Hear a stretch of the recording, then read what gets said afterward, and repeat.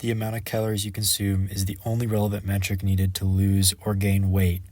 And by weight, I really mean fat, because when people say they want to lose weight, they really mean they want to lose fat. Sugar, cardio, medicine, etc. are either marginally effective or outright useless if your objective is to lose fat. I will prove this claim using thermodynamics.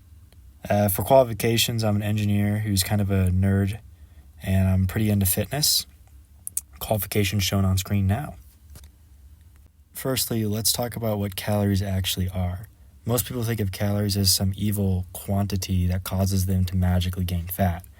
In reality, calories are necessary for us to live.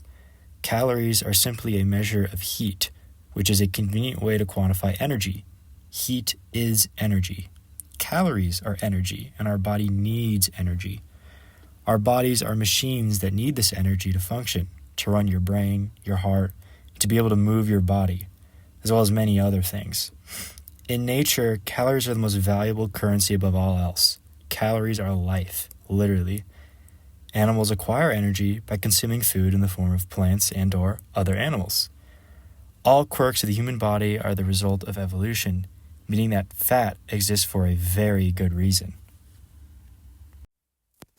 For the rest of this video, I'll be using energy and calories interchangeably since we just established that they're the same thing. Now imagine you're a wild prehistoric human with a wooden club and a tiger skin around your waist, and you're always thinking about how you're going to get your next meal so you don't go hungry. Some days you won't find anything to eat, and you'll go hungry and not consume enough energy to keep your body running. Other days, you'll hunt a big woolly mammoth, and you'll get a bunch of extra food that can provide you with excess energy. It would make sense then to find a way to store this energy for days where you don't get enough food. Your body does have a way of doing this by creating fat. Fat is your body's way of storing that extra energy for days when you don't get enough food in.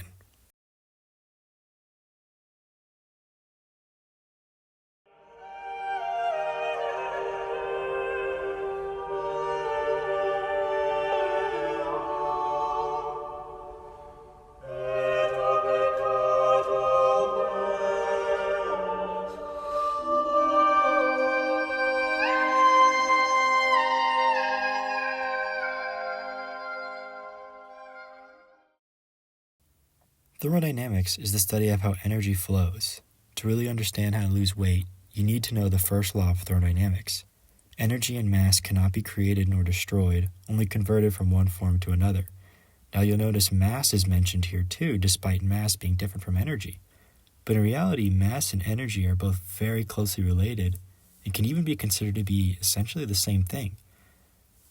For example, food is a mass that stores energy that our body can convert and use. This law implies a lot across the world of engineering and physics, and it implies a lot with weight loss. Imagine your body as a machine, or as thermodynamicists say, a system. Energy can do one of three things. It can go into the system, it could be stored in the system, or the system can use it. In the context of the human body, eating brings in energy. Bodily functions and activity use energy. Fat production stores energy. A key point to take away from this is that it doesn't matter what form the calories are in. If you consume less calories than your body needs to survive, it's forced to pull from the energy stored in its fat. Now for some practical advice on how to apply this information if you're trying to lose weight. Firstly, I would eat foods that aren't calorically dense. Olive oil, candy, and ice cream are examples of extremely calorically dense foods. They have a lot of calories in a small unit of volume. Salad, fruit, veggies, lean meats are not calorically dense. I would recommend eating foods that aren't dense with calories so that they will take up more volume in your stomach and make you feel full, despite eating less calories. Secondly, tracking your calories is hugely helpful. It's easy to gain weight while thinking you're eating well, but tracking calories will give you a quantifiable insight as to whether or not you're actually eating what you're supposed to. Personally, I find tracking my calories annoying, so I just eat the same thing every day, and I write down how many calories total these meals are, and then I'll weigh myself once a week. So if I'm trying to lose weight and I eat the same thing every day for a week, and I gain weight, I know I'm eating too much, and then I'll just take out a little bit from my meals. Thirdly, don't eat too little calories. A lot of people will go overboard and eat like 1,000 calories a day and starve themselves, but this really isn't sustainable long term, and it's not healthy. Weight loss is a long-term goal, not a short one. You need to think of it in a more long-term sense to do it healthily and right and sustainably.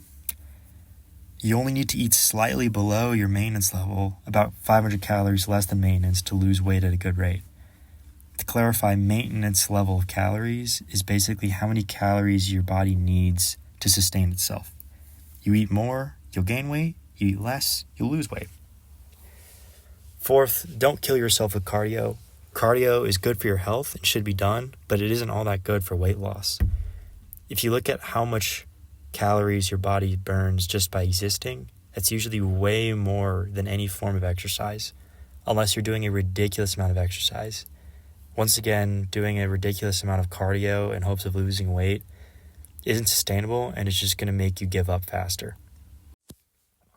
Next, I'll talk about some common myths and misconceptions that a lot of people have about fat loss. Firstly is the claim that you can target where fat will be lost. This is completely untrue. You can't target where your body will pull fat from. You simply just have to eat at a calorie deficit and see where your body pulls from. This is largely a genetic thing that you have no control over. Another thing is that cardio machines will have a fat burning mode. These won't actively burn fat. They're just generally a more intense form of cardio that expends more energy. Another thing is that there's some magic food or pill that will burn fat for you. This doesn't make any sense because food is just a form of mass that stores energy that your body can pull from. So any food you consume will give you energy.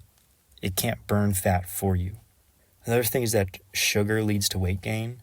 Sugar in and of itself doesn't lead to weight gain. It's the calories in the sugar that lead to weight gain. And also, sugar isn't inherently evil. It's just something that should be consumed in moderation and tracked.